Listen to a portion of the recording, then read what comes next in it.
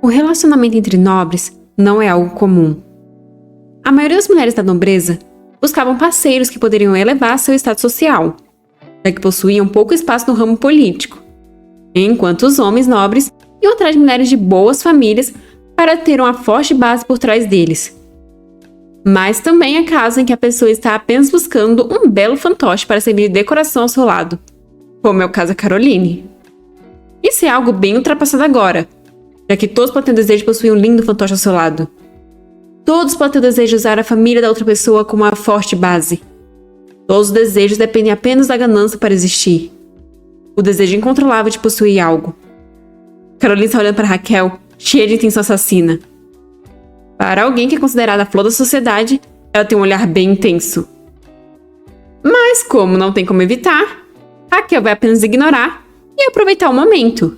Afinal, a personalidade do Grão-Duque pode ser meio ruim, mas é bem raro ter um parceiro tão bonito assim. Mas Raquel começa a encarar ele de um jeito meio estranho, enquanto pede para ele acompanhar ela direito, pois se ele andar rápido, vai ser complicado. As pessoas que estão vendo eles vão acabar achando que ela que o convidou como acompanhante. Eu acho tudo isso muito irritante. Mas observando a Raquel com o rosto corado, ele pergunta se ela está com febre. Raquel responde que está apenas com um pouco de dor no corpo. Então tá sussurra para ela que eles podem ir embora cedo, já que não tem por que eles ficarem ali por muito tempo. Além disso, Raquel só foi ali para mostrar que está viva e bem. Raquel fica ainda mais vermelha com a proximidade. ênfase para ele com a mão sobre a dela e para a mão dela no peitoral dele. Raquel se afasta ainda completamente corada. Ela ficou bem surpresa por ele ter se aproximado tão do nada. Raquel então pergunta se ele não foi ali por causa de negócios. Mas a resposta do Grão-Duque é que ela não precisa saber. Raquel fica com cara de tacho. A personalidade bipolar do Grão-Duque muda muito rápido. Por isso que ninguém conhece todas as facetas da personalidade dele. Mas Raquel está tão mal que ela não tem nem força para entrar em uma discussão agora. Carolina se decepciona, agradecendo por ele ter aceitado o convite dela, já que ela nunca pensou que convidados tão ilustres compareceriam. Carolina continua a falar mais um monte, mas o Theo já está olhando para os lados, sem ouvir mais nada. Raquel começa a se sentir desconfortável, já que ele está ignorando totalmente as palavras da estrela da festa. É um pouco vergonhoso ficar ao lado dele assim. Afinal, por que ele foi ali se iria fazer isso? Carolina então diz que gostaria que sua primeira dança fosse com o Grão-Duque. Ela mandou isso no meio do discurso, o que foi uma tática bastante ardilosa. E já foi estendendo a mão pro Grão-Duque, que já começou a emitir uma aura sombria, o que deixou Raquel bem nervosa. Theo fez o que deu na telha por achar aquilo muito absurdo. Carolina então explica, com a mão ainda estendida, que, segundo a tradição, a mulher que não seja casada da família, a qual está realizando a festa, deve dançar com a pessoa de mais alto status que esteja comparecendo. Mas Theo só mostra um olhar irritado e ia falar alguma coisa, se não tivesse sido interrompido pela Raquel. Raquel vê o Mason atrás da Caroline e solta a mão do Grão-Duque, dizendo que precisa se encontrar com alguém. Ela então vai até o Mason, sob o olhar do Theo. Caroline continua lá só esperando o Theo pegar a mão dela. Raquel diz que, devido a certas circunstâncias, não foi possível eles serem apresentados formalmente. Medo de ter ouvido o pai dele o que aconteceu naquele dia.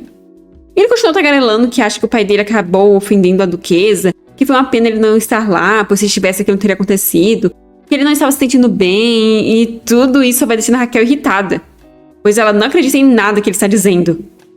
Ele não estava se sentindo bem? Provavelmente ele estava vagabundeando com algumas cortesãs. Não é possível que ele não conheça a própria fama. Raquel então questiona a respeito da guerra por procuração. Ela quer saber quando acontecerá, já que o Grão-Duque está esperando. Mason diz que é o pai dele quem vai decidir, e pergunta o tipo de relacionamento que a Raquel tem com o Grão-Duque. Irritada, Raquel diz que não precisa contar isso para ele. E, como parece que o Mason não tem a resposta que ela quer, ela pede para ele se retirar. Mason diz com um sorriso maldoso que é uma pena que ela esteja terminando a conversa tão abruptamente. Mas Raquel não está no clima para conversas, e parece que mesmo ela sendo a duquesa, ainda não obedecem quando ela pede para se retirarem. Então, ela irá sair primeiro. Raquel percebe que a Caroline e o Theo ainda não foram dançar. Ela não sabe o que o Theo está fazendo, mas a cabeça dela está explodindo. E ela também não quer ficar mais perto do Mason, que é a hora de cima a baixo. Se ela continuar ali, provavelmente haverá mais nobres querendo saber da relação dela com o Grão-Duque, já que eles não têm coragem para perguntar diretamente para ele.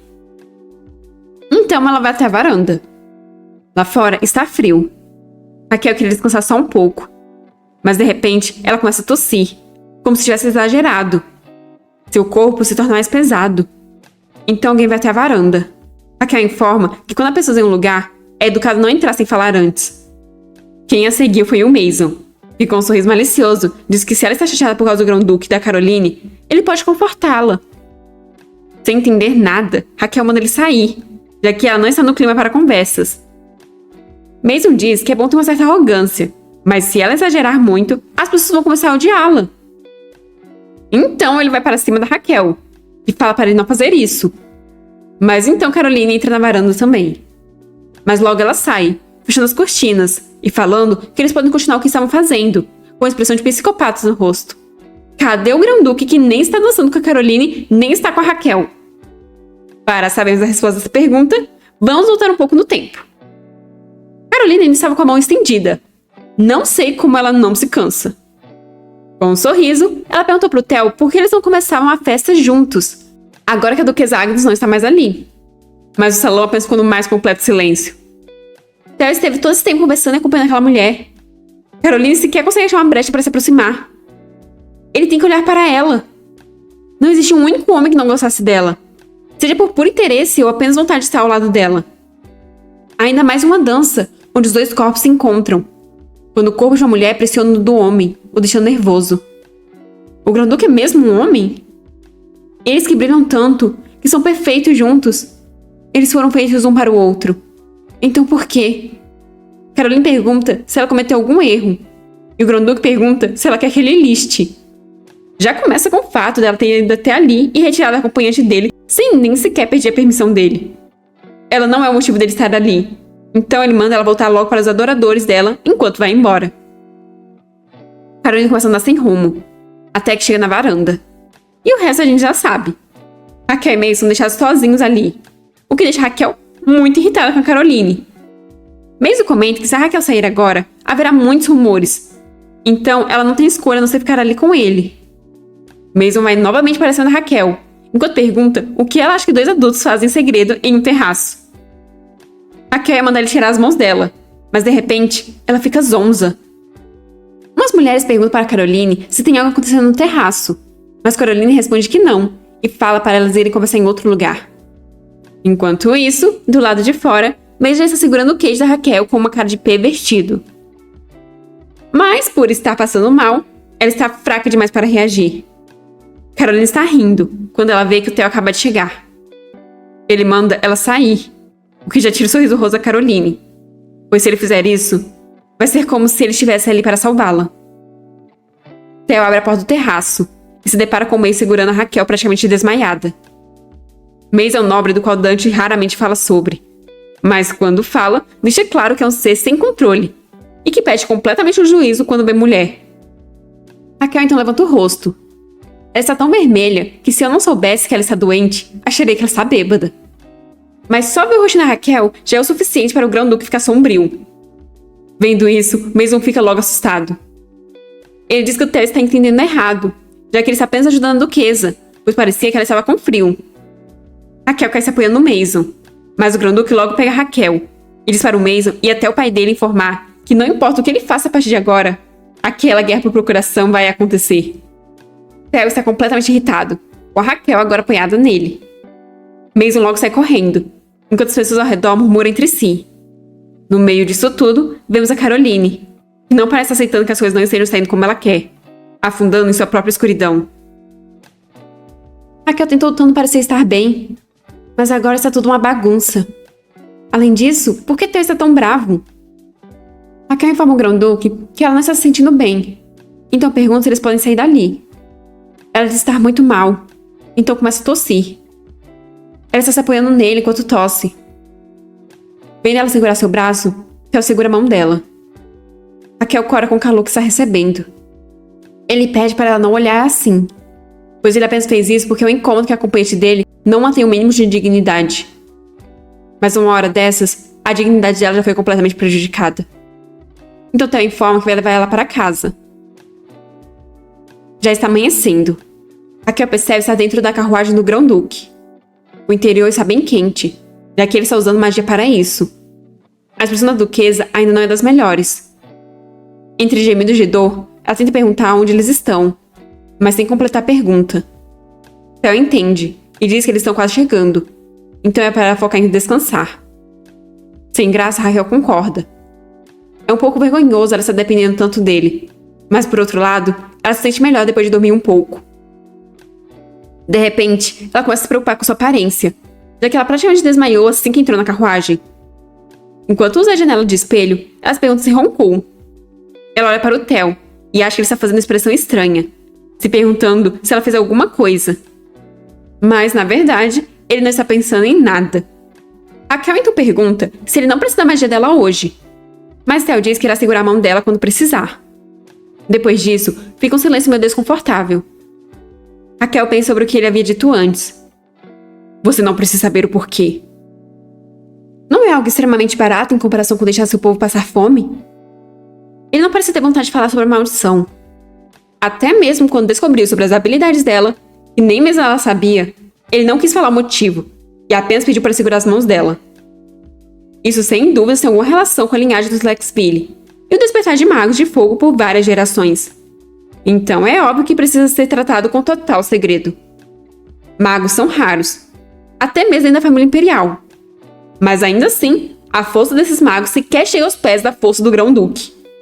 O máximo que conseguem fazer é levitar pequenos objetos ou criar uma pequena brisa de vento. Por outro lado, a força do Grão-Duque é suficiente para queimar milhares de pessoas. Um verdadeiro monstro. Raquel nunca pensou sequer em ir atrás de saber o segredo para essa força, para criar magos poderosos artificialmente, já que ela presenciou todo o sofrimento dele pessoalmente. No entanto, pessoas que anseiam por poder sem dúvida fariam tudo para colocar as mãos nesse segredo, mesmo que o preço a se pagar seja uma maldição. É compreensível, mas é um segredo muito extremo. Ela não pode simplesmente ficar indo até ele toda vez que ele a chamar. Na verdade, ela não se importa com o que seja. Ela só quer que o acordo deles tenha confiança mútua. Por isso, ela mesmo deveria saber quando e por qual motivo ele precisa do poder dela. Theo começa a falar que disse a ela da última vez que é uma maldição no sangue dos Lexville.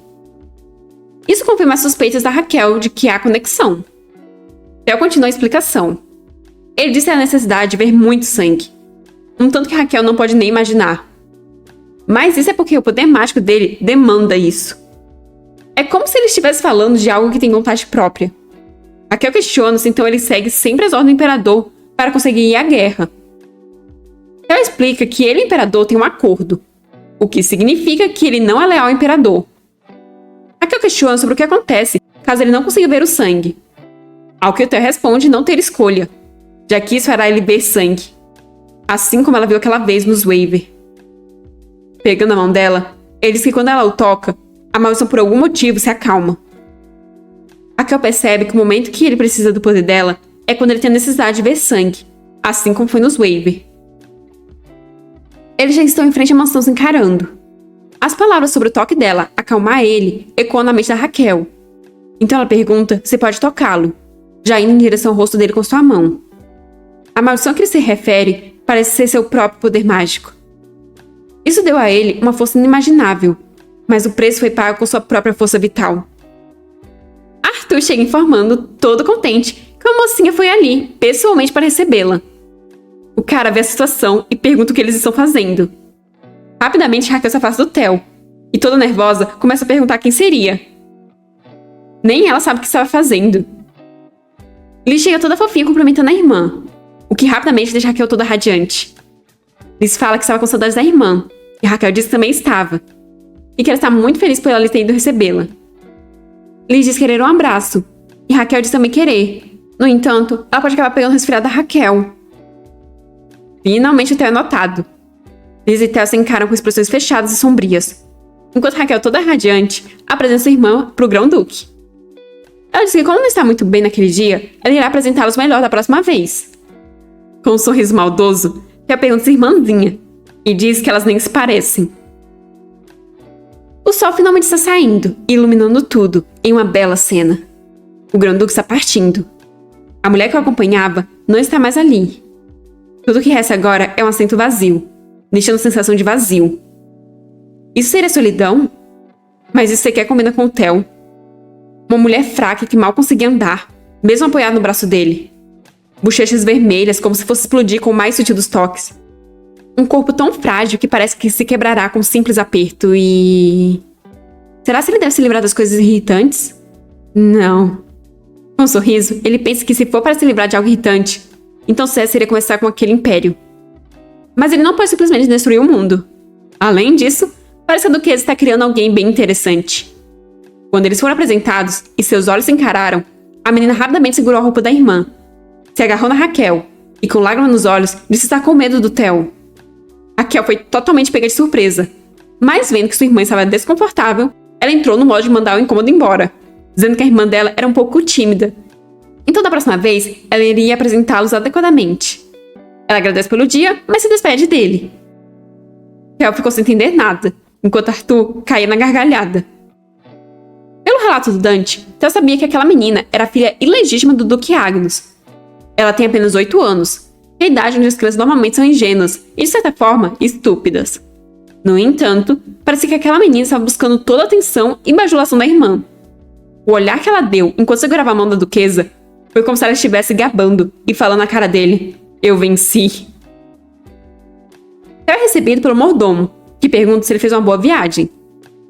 Nosso homem de poucas palavras não diz nada e apenas entrega suas roupas para o mordomo e fica sem entender onde está a capa. Se ele soubesse estar com a Raquel... Theo diz que houve um imprevisto. O mordomo informa que parece que os ratos estão aumentando recentemente.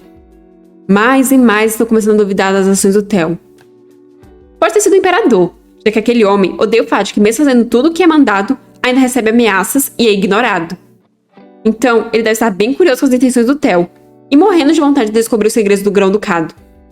Todas as informações sobre a maldição são transmitidas através da fala, do patriarca ao seu sucessor, fazendo questão de transmitir toda a dor e sofrimento que estão sentindo. A maldição do Lexville é algo que nem os servos mais próximos sabem completamente. A única coisa que sabem é que se o senhor deles não vê sangue periodicamente, ele passará por uma dor inimaginável, sendo consumido por suas próprias chamas. E no fim, desaparecerá por completo. Dante de saber que o Theo está cansado, mas ele tem coisas urgentes para relatar, enquanto carrega diversos papéis de mau jeito, com alguns voando para todos os lados. Ele está muito inquieto, então informa que há um problema. As ações do Conde Wickens nos últimos dias estão extremamente suspeitas. Após ter ido até a Marquesa Cavendish, os servos deles foram vistos contatando uma guilda de assassinos. Por causa de tudo o que aconteceu, sem dúvidas, o alvo é a Duquesa Agnes. Mas se já foi feito o pedido, então é tarde demais para fazer qualquer coisa com o Conde Wickens. Theo pergunta quando é esperado que aconteça a tentativa de assassinato. Dante informa que a notícia de que a Duquesa Agnes participará da segunda campanha de treinamento dos cavaleiros dela. Então provavelmente deve ser nesses dias. Os assassinos provavelmente se passarão por cavaleiros e... Mas ele para de falar ao ter uma ideia. Ele sugere um treinamento em conjunto com a duquesa, já que o Arthur e os outros cavaleiros do ducado também precisam fazer treinamentos externos.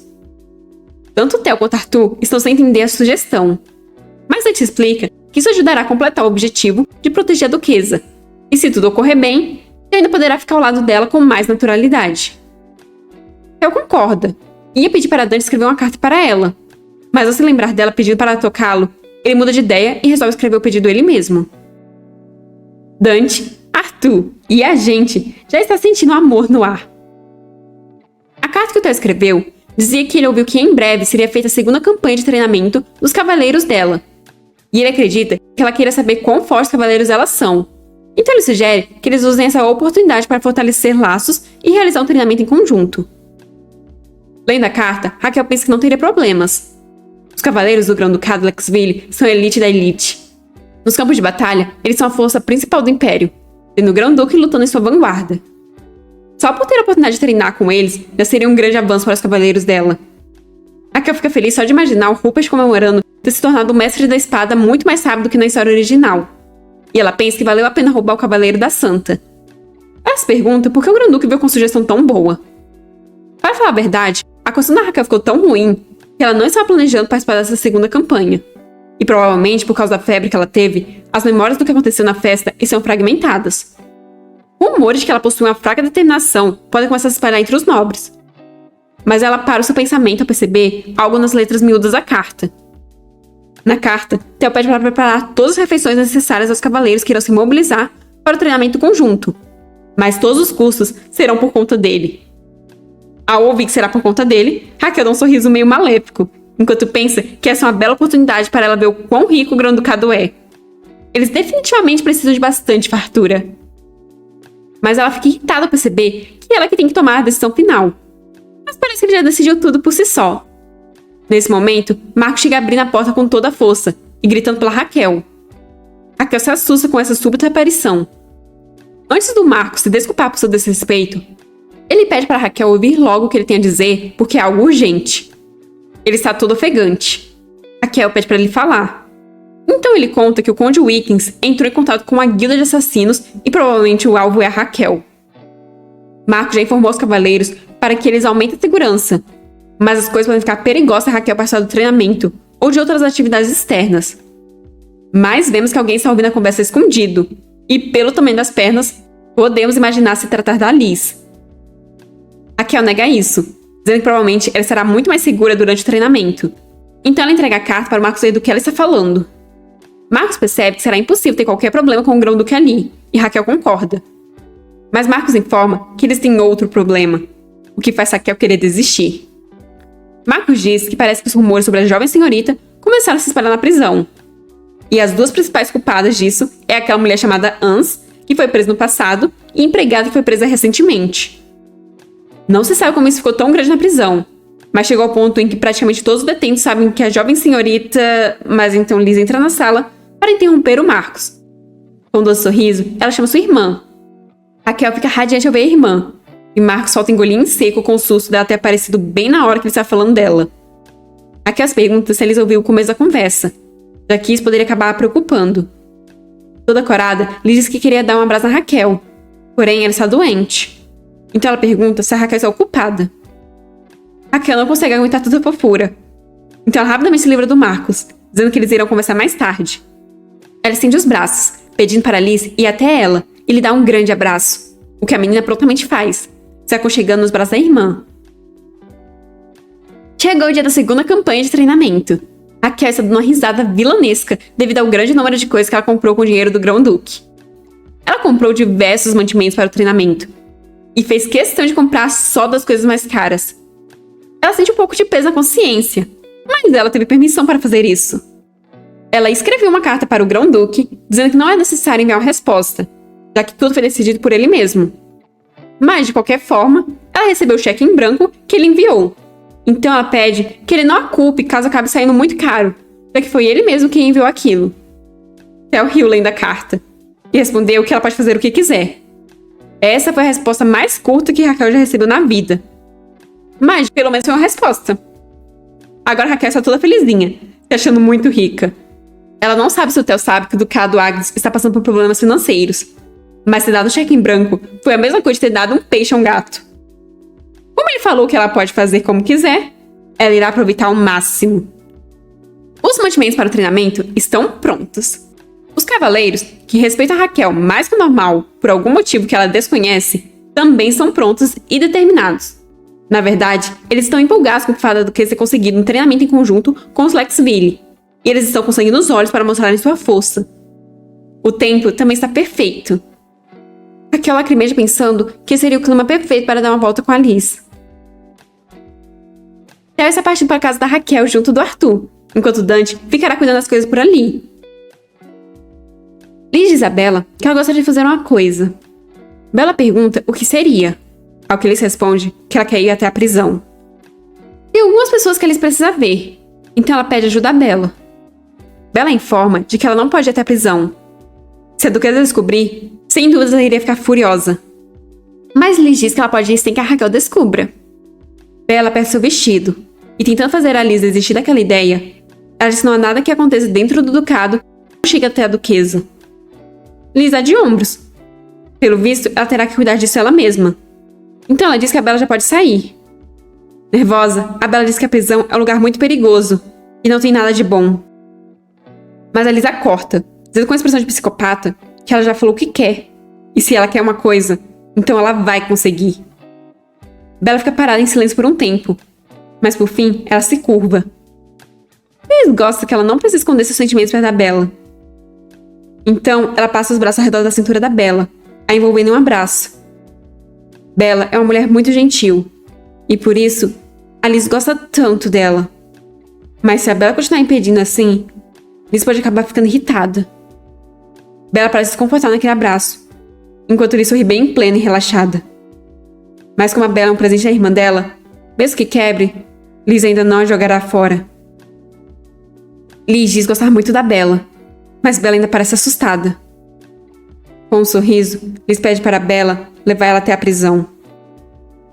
E é com esse plano maluco da Liz que chegamos ao fim desse episódio. Deixe seu like se gostou e até a próxima!